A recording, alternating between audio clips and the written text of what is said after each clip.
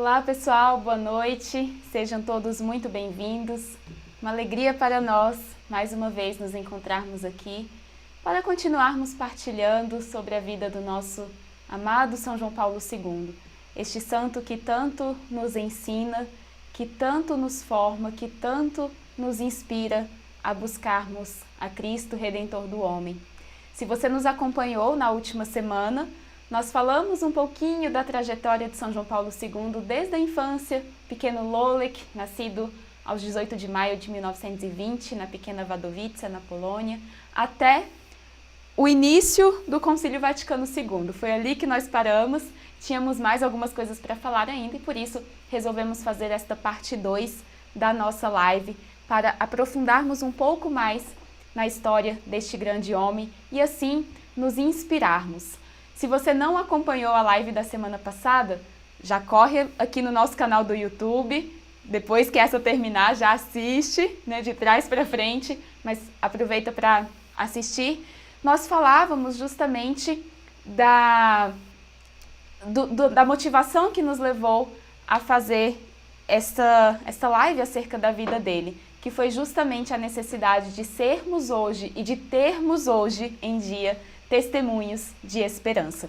Antes da gente começar, só confirma aí para mim, por favor, se o áudio tá ok, se o vídeo também tá tudo certinho. Vocês que estão nos acompanhando aqui no Instagram, vou ficar olhando para outra câmera do YouTube. Se vocês quiserem migrar para lá para a imagem ficar melhor também, podem fazê-lo. Se não, vão me vendo de ladinho aí, mas que bom que você está aqui conosco também no Instagram. Tudo certo aí com áudio, com vídeo? Tudo ok? Bom, então, falando um pouco mais sobre a vida de São João Paulo II, na nossa live da semana passada, nós terminamos falando sobre o Concílio Vaticano II. São João Paulo II tinha escrito em 1958, começou a escrever com publicação em 1960, o livro Amor e Responsabilidade sobre a ética sexual dentro do matrimônio. E aí aquela frase muito bonita, estoura um boom da revolução sexual, todo mundo falando de contraceptivo, todo mundo falando a famosa frase, faça amor, não faça guerra, mas ao mesmo tempo vem São João Paulo II ali com um livro falando sobre a moral sexual dentro do matrimônio e as coisas pareciam não se encaixar muito bem dentro do coração das pessoas. Então, terminamos falando que o livro não teve uma aceitação logo de cara, seja por aqueles que eram mais puritanos ou mais permissivistas, mas um livro profético que muito fala ao nosso coração até hoje. Inclusive, se você não sabe, nós do Centro de Estudos Imago Dei temos um curso acerca do livro Amor e Responsabilidade. Depois podemos colocar para você o link, talvez você esteja nos acompanhando pela primeira vez. Aliás, fazendo um parênteses aqui, já fale para nós, coloque aqui no chat de onde que você está falando, de onde nos acompanham. Queremos conhecer um pouquinho mais também de você, que tem dado o seu tempo, aberto o seu coração para este nosso apostolado. Bom, em 1962, inicia-se na Igreja o Concílio Vaticano II. E entre outros tantos assuntos, como poderíamos esperar, uma das discussões que teve uma grande proporção, uma grande dimensão no concílio, foi justamente acerca da teologia moral. Algumas linhas dentro da Igreja propunham a necessidade de uma renovação da teologia moral. O que, em outras palavras, dado todo o contexto do mundo que nós acabamos de falar, em outras palavras, queria dizer discutir a possibilidade ou não da abertura da Igreja para que os casais católicos utilizassem os contraceptivos. Então surge uma grande discussão, alguns padres, alguns bispos cardeais que achavam que sim, que deveria se renovar essa teologia moral e abrir a possibilidade do uso dos contraceptivos. Existia uma outra corrente que defendia que não, e aquela foi uma das discussões importantes dentro do contexto do Concílio Vaticano II. O concílio terminou em 1965, porém, essa questão ficou em aberto, para a gente ver que não é de hoje, que a questão é difícil, que a questão é espinhosa para se chegar a uma conclusão. Afinal de contas, envolve muitas coisas, envolve a experiência humana como um todo, envolve uma abertura à verdade, envolve a disposição dos cônjuges para entender a verdade acerca do amor, da sexualidade, do matrimônio. Então a questão ficou em aberto.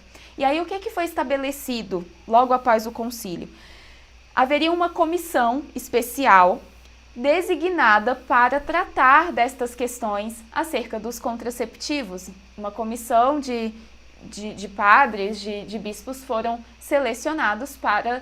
selecionada para tratar dessa questão e, após algum tempo de estudo, de reflexão, de oração, trazer uma resposta.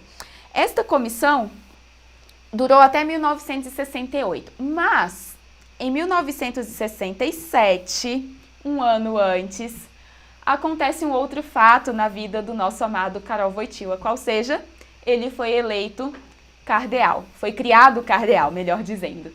Então, em 1967, aos 47 anos de idade, ele se torna cardeal na Polônia e, nos desígnios da providência, nada é mera coincidência.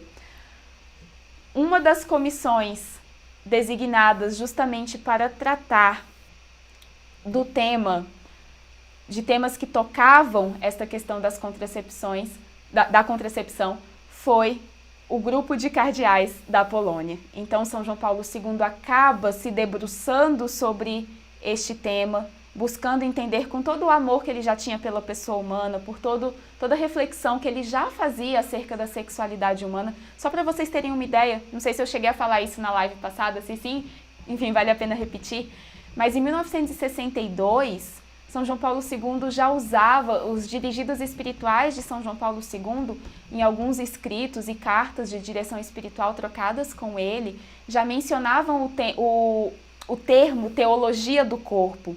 Ou seja, ele já usava esta expressão, já se debruçava sobre o estudo do corpo humano como um sinal do mistério divino. Então, São João Paulo II, na Cracóvia, se debruça sobre isso, acaba criando também lá uma comissão de padres dedicados a fazer o estudo acerca dos contraceptivos, da moralidade cristã sexual dentro do casamento. E o relatório dessa chamada Comissão da Cracóvia acaba servindo também de base para a redação da encíclica Humanae Vitae, de autoria de São Paulo VI, que foi promulgada no ano de 1968. Era para São João Paulo II ter ido até Roma, participado das discussões acerca da Humanae Vitae. Porém, olha como são as coisas. Já naquela época, os comunistas bloquearam, que então detinham o governo da Polônia, bloquearam o passaporte de São João Paulo II. Ele não conseguiu viajar para Roma para participar pessoalmente destas discussões. O que ele fez então? Vou ficar de fora, vou ficar calado, não vou vou esconder tudo aquilo que foi discutido entre os padres e pensado a partir das experiências pastorais que eles viam na Polônia? Não. Fizeram um relatório e mandaram para Roma, e esse relatório de fato teve um peso importante na redação da encíclica Humanae Vitae.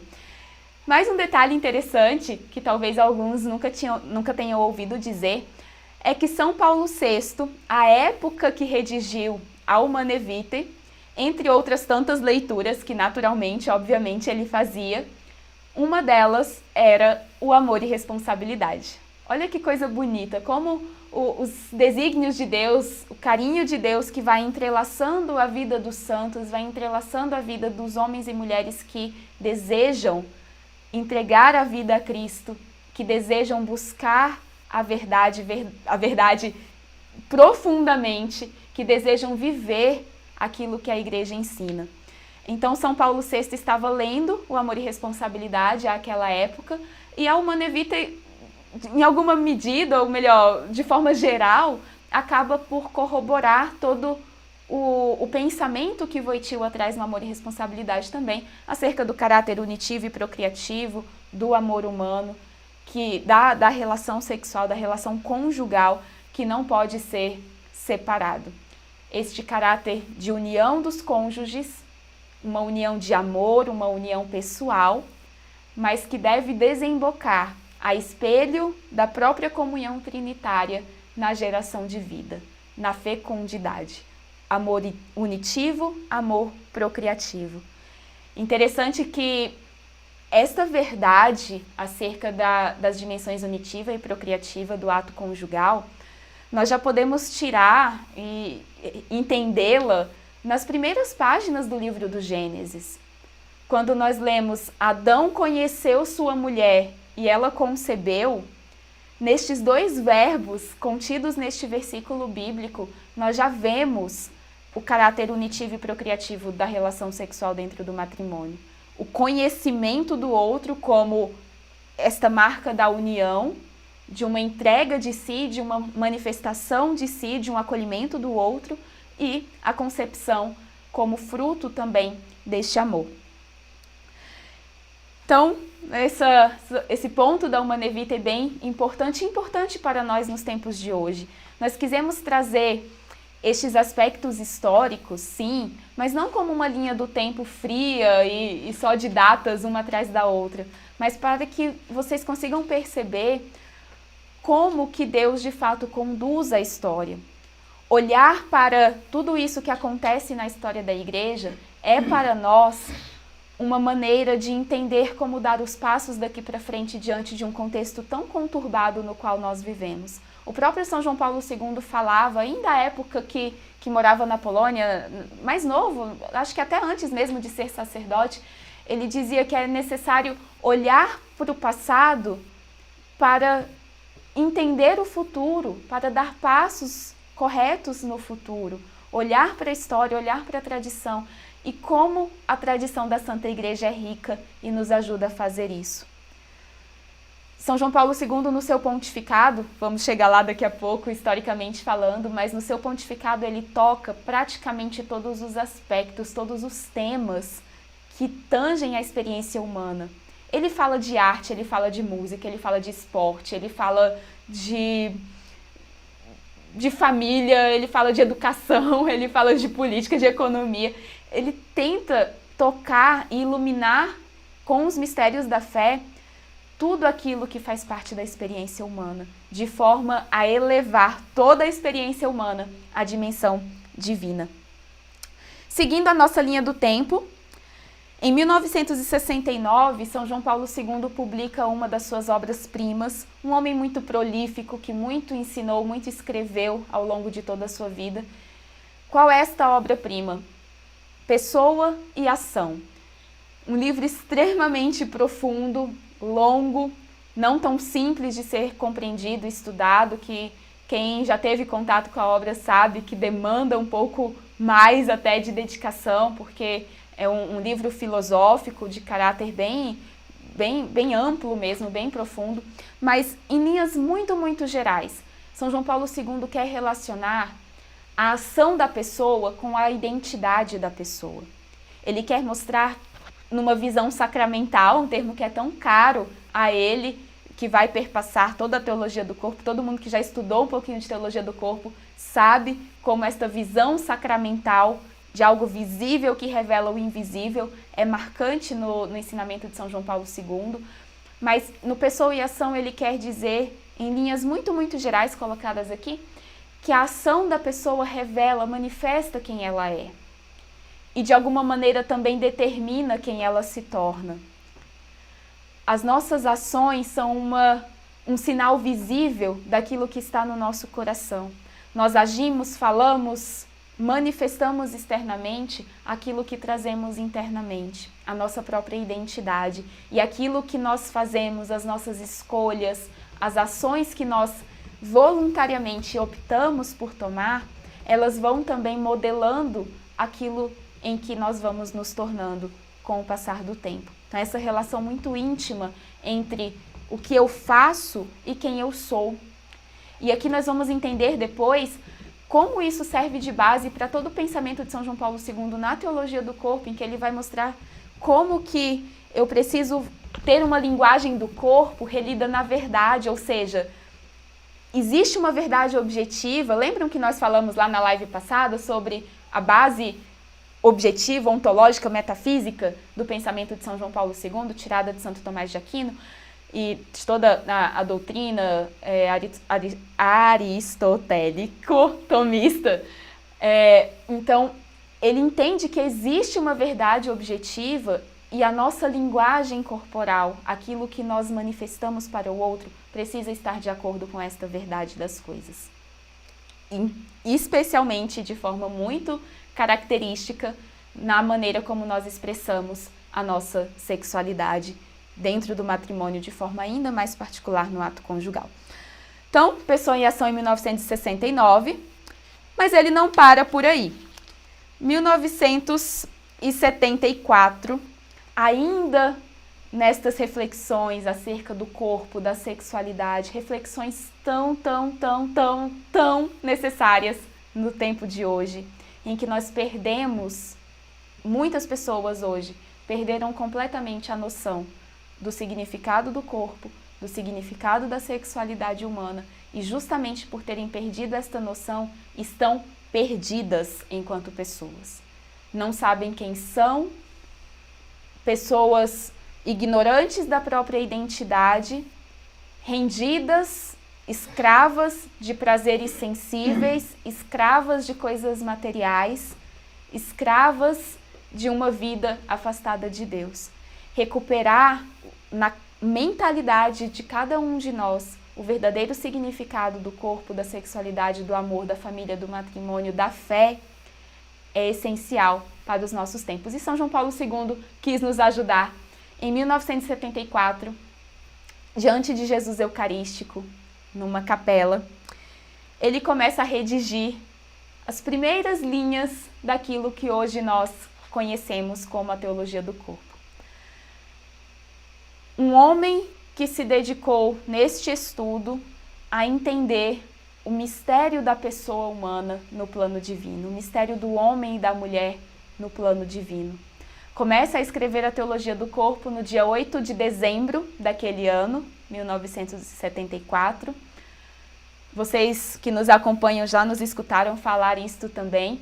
Dia da Imaculada Conceição, aquela que é a toda bela, aquela em cuja vida, em cujo corpo, em cuja feminilidade, em cuja sexualidade, nós podemos sim colocar desta maneira, no seu ser mulher, expressou de forma monumental entre nós humanos o modelo exemplar, com exceção, é claro, do próprio Cristo, verdadeiro Deus, verdadeiro homem, mas entre homens e mulheres, criaturas de Deus, a Virgem Maria expressou de forma monumental a beleza de Deus. Ela soube viver aquilo que também nós mencionamos rapidamente na semana passada, aquela trajetória dramática da vida humana, de chegar de quem eu sou para quem eu devo ser. Ela, livre do pecado, toda entregue a Deus, alcançou a plenitude da santidade, a plenitude da humanidade. Aliás, é um pouquinho desta trajetória que São João Paulo II, mais ou menos aqui nessa época, um pouquinho antes, reflete, é sobre este tema que ele reflete, e essas reflexões vão desembocar no livro Deus é a Beleza, que nós falamos também, no final eu falo um pouquinho mais para vocês, que nós tivemos a graça de lançar recentemente um retiro que São João Paulo II pregou sobre o Evangelho e a arte, para os artistas em 1962, mas em que ele traz justamente esta trajetória de me tornar, de olhar para aquilo que eu sou hoje, de perceber quem eu devo ser e de lutar contra o mal, buscar o bem para percorrer este caminho, a exemplo da Santíssima Virgem. Então, este estudo, este projeto magisterial que acaba por se tornar o primeiro projeto magisterial do pontificado de São João Paulo II, que é a teologia do corpo, nos ensina a traçar este caminho também de humanidade, de santidade, de manifestar na nossa carne a beleza do Deus Criador, redentor e santificador. Escreveu ali e estava ainda no meio da redação da Teologia do Corpo, um trabalho grande, longo, mas no meio do caminho, a ideia dele era fazer um livro com a Teologia do Corpo, publicar um livro chamado Homem e Mulher o Criou. Mas no meio do caminho, eis que surge um convite para ir para Roma. São Paulo VI falece em 1978, São João Paulo II vai para Roma, participa do conclave para a eleição papal. Interessante que durante o conclave, ele que tinha uma capacidade intelectual realmente extraordinária, tinha uma capacidade de memorização, de concentração espetacular, um verdadeiro dom de Deus que lhe permitia estar atento a várias coisas ao mesmo tempo, né? Esta atenção mais dispersa, não no sentido de estar disperso como entendemos hoje, né? Pensando em várias coisas ao mesmo tempo e sem pensar em nenhuma delas. Ele não, conseguia ter esta atenção difusa, talvez seria um termo melhor. Ele conseguia se atentar a várias coisas ao mesmo tempo.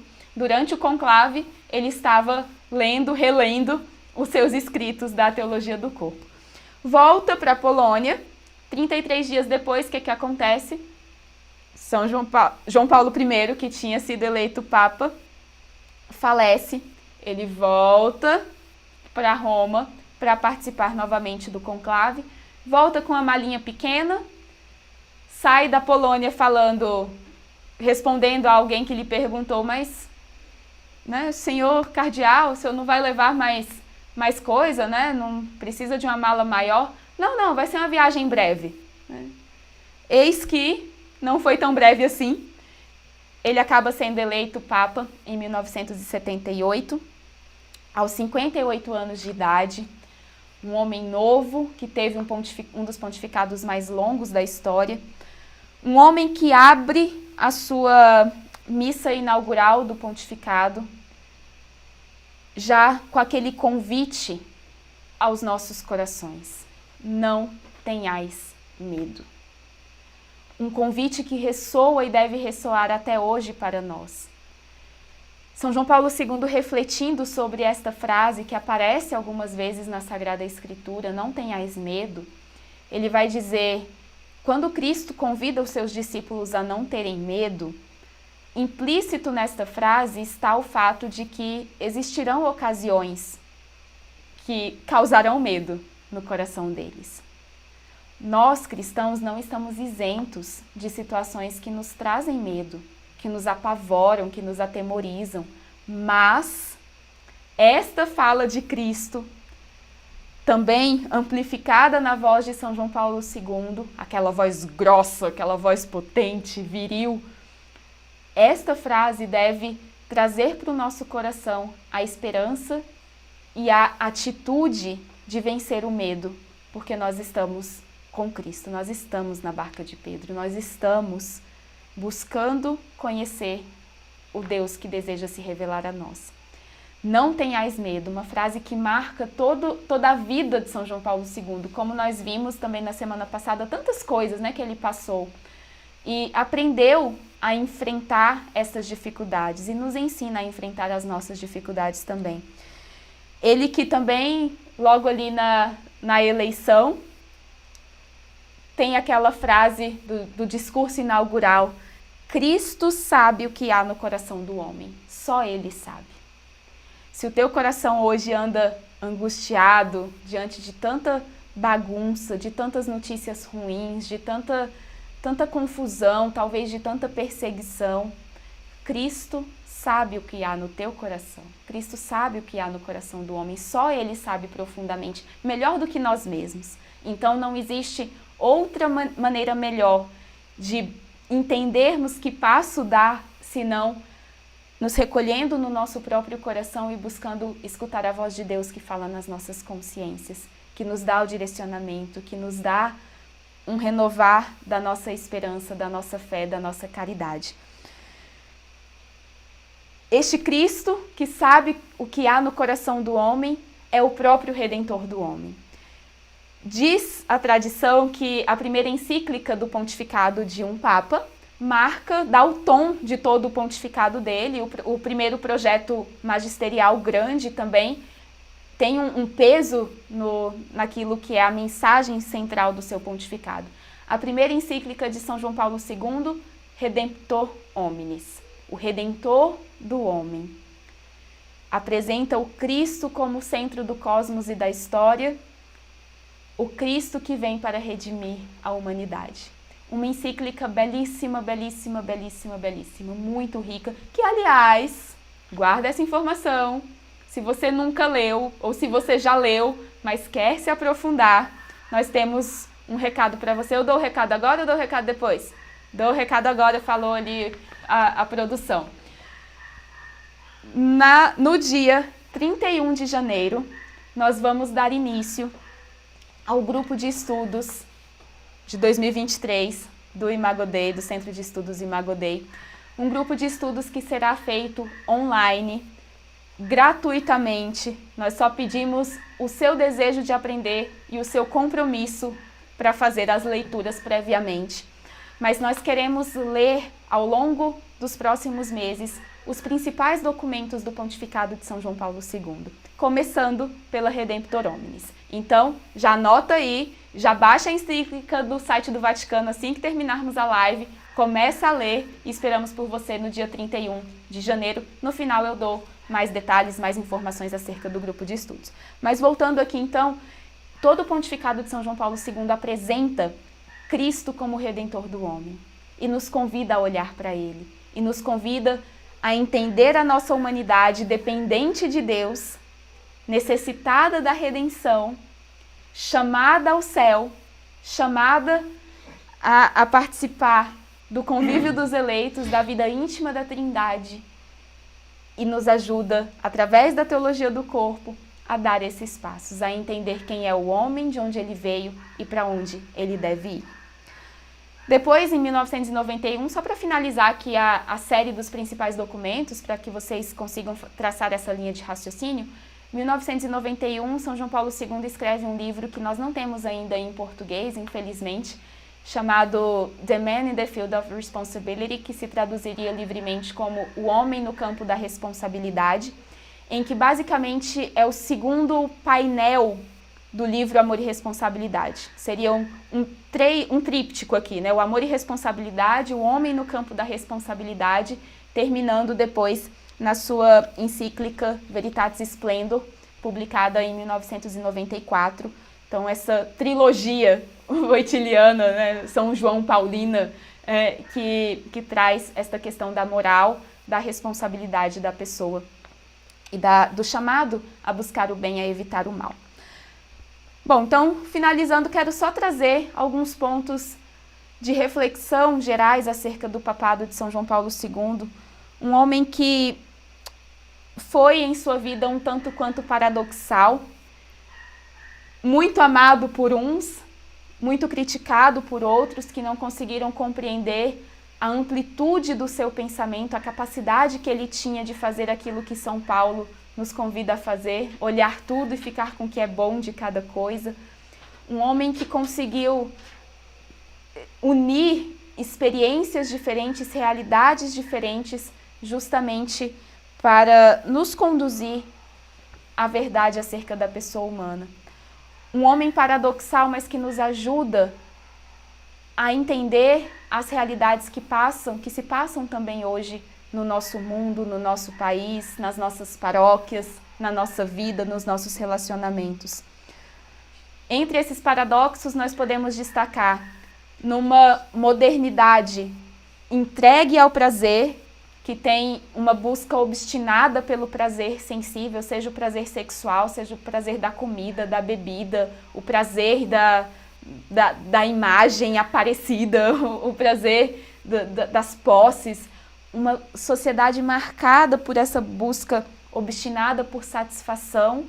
São João Paulo II ensina que o sofrimento humano tem um caráter redentor, que a dor tem um caráter redentor e pode nos unir a Cristo, e está no centro da religião cristã, da religião católica. Não há catolicismo sem cruz, não há Cristo sem cruz.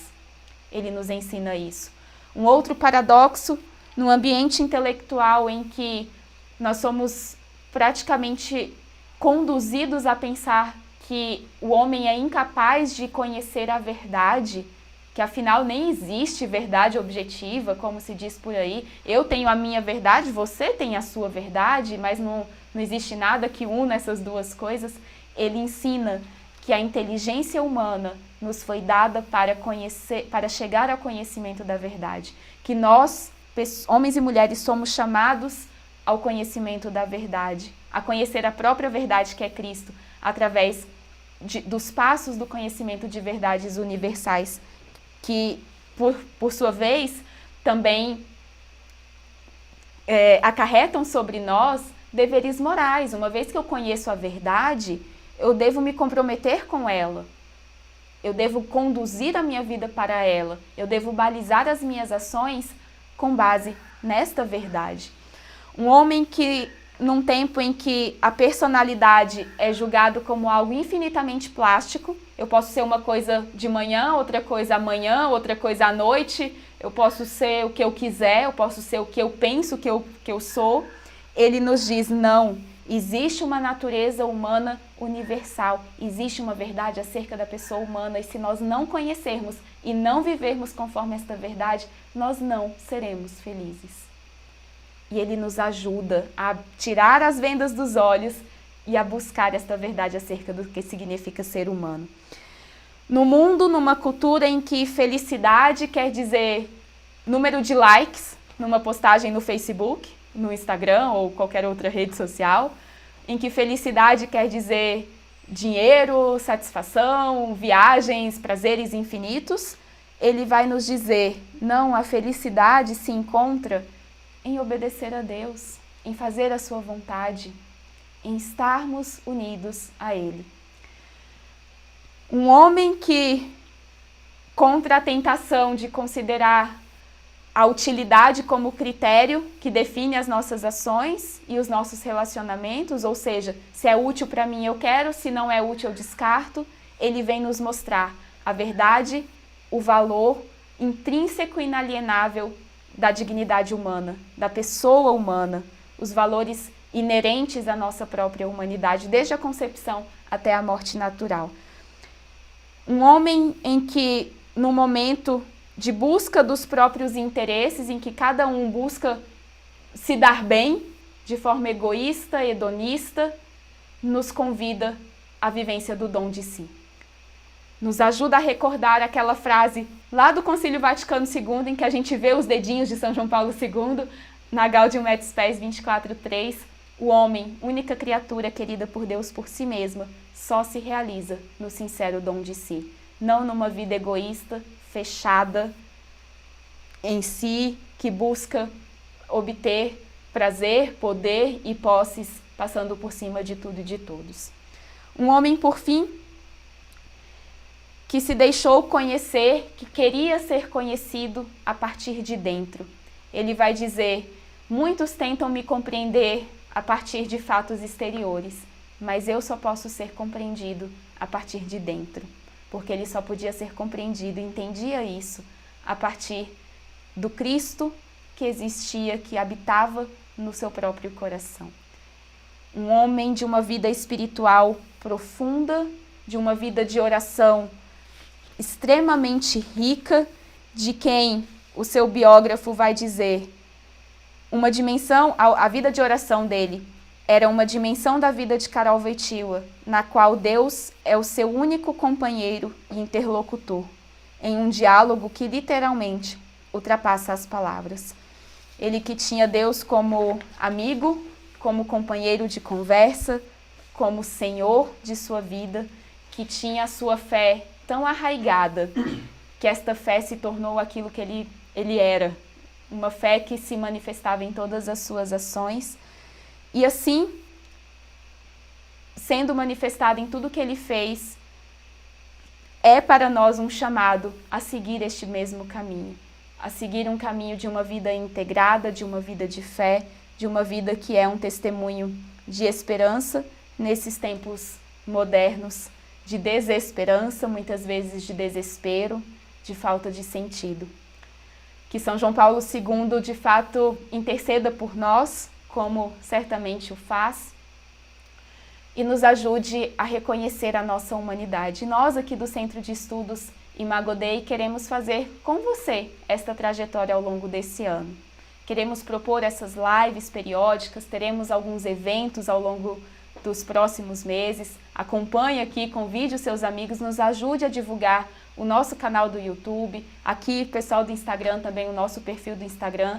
Vocês sabem muito bem que falar desses temas da teologia do corpo, da verdade acerca da natureza humana, da moralidade cristã, da nossa fé, tem sido um desafio cada vez maior, então precisamos da sua ajuda.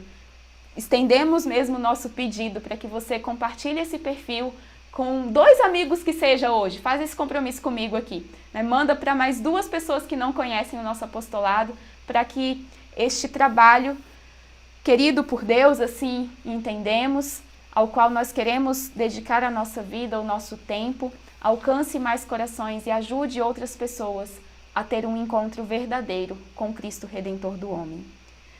Muito obrigada pela sua participação. Quero deixar agora alguns recados e convites para você. Como eu falei, no mês passado, dia 8 de dezembro, nós lançamos o livro Deus é a Beleza, que traz, além do retiro de São João Paulo II, também alguns comentários do Christopher West acerca do tema do retiro e de outros autores, artistas. Nós faremos na semana que vem, que dia que é mesmo da semana? 26, dia 26, quinta-feira que vem, então, nós faremos uma live sobre o livro Deus é a Beleza, para falar um pouquinho da estrutura da obra, partilhar um pouco sobre esses temas tão ricos que tem aqui. Então, se você adquiriu o livro, já aproveita para dar uma lidinha nesses dias e esteja conosco no próximo dia 26. Se você não adquiriu o livro, o link está na nossa bio aqui também, dá tempo de adquirir, pode comprar o seu exemplar, uma forma também de você colaborar com o nosso apostolado. Esse livro foi publicado em parceria com o Theology of the Body Institute, na Filadélfia, marcando a nossa parceria com eles, um instituto presidido pelo Christopher West, um dos grandes teólogos que dedica a sua vida à teologia do corpo. E nós estamos muito felizes de marcar esta abertura, o início desta parceria com eles. Muita coisa boa vem por aí ao longo deste ano, já também como parte desse trabalho em conjunto, no intuito de disseminar pelo mundo este ensinamento profético, volto a dizer, de São João Paulo II, que é a teologia do corpo, a visão do amor humano no plano divino. Então, dia 26, primeiro convite, e dia 31, segundo convite, o primeiro encontro do grupo de estudos acerca da encíclica Redemptor Hominis. Se você quiser mais informações acerca do grupo, de como funciona, chama a gente no direct do Instagram, né? Nós estaremos ali para te ajudar a responder. Coloca aqui também nos comentários do YouTube, a gente manda o link do Instagram. Queremos contar com a sua participação, gastar o nosso tempo. Não adianta também, diante de tudo que tem acontecido, nós simplesmente reclamarmos, lamentarmos toda a situação. Nós precisamos agir através da oração, que é aquilo que nos sustenta, agir através de uma vida sacramental, que alimenta a vida de Cristo em nós, a vida santa em nós, Eucaristia, confissão, buscar os sacramentos. Nós precisamos buscar uma vida sacramental, mas também precisamos nos formar. E é isso que o nosso apostolado quer proporcionar para você. Uma oportunidade de estudarmos juntos, de mergulharmos juntos no tesouro que é o ensinamento de São João Paulo II. Certo? Muito obrigada pela sua presença, pela sua participação. Tem alguma pergunta, alguma coisa aí? Não? Então, esperamos por você na próxima quinta-feira, dia 26, para falarmos sobre o livro Deus é a Beleza. Deus abençoe, uma santa noite. Até a próxima.